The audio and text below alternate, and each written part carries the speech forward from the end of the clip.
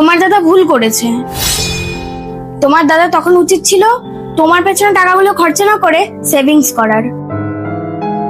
তাহলে আর তোমার দাদাকে তোমার কাছে হাত পাততে হতো না। এটা তুমি কি কথা বলছো? আচ্ছা, তুমি ওই গল্পটা শুনেছো? রাজা দশরথের স্ত্রী কৈকেয়ী তার ছেলে ভরতকে রাজ সিংহাসনে বসানোর জন্য একটা গভীর ষড়যন্ত্র করেছিলেন, আর সেই ষড়যন্ত্রের জন্য শ্রী রামচন্দ্রকে 14 বছরের জন্য বনবাসে পাঠিয়েছিলেন, আর নিজের ছেলে ভরতকে রাজ সিংহাসনে বসিয়েছিলেন।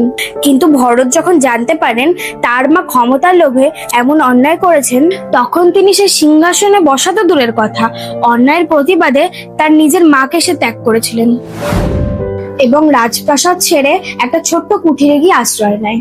সেখানে তিনি শুধুমাত্র ফলমূল আহার করে জীবনযাপন করেছিলেন এবং 14 বছর ধরে তার দাদা শ্রী রামচন্দ্রের জন্য অপেক্ষা করেছিলেন।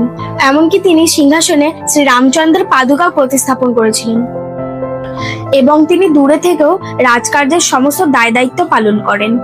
তিনি নিজেকে রাজা নন, শ্রী রামচন্দ্রের একজন প্রতিনিধি হিসেবে মনে করেন।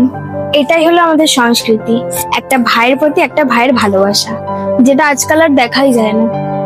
আচ্ছা রূপঙ্কর, একটা কথা বলো তো, ছোটবেলায় তোমার যখন কিছু প্রয়োজন হতো, তোমার কি কিছু চাইতে হতো, নাকি তুমি নিজে থাকতেই পেয়ে যেতে সেটা? না, আমার কোনো কিছু চাইতে হতো না।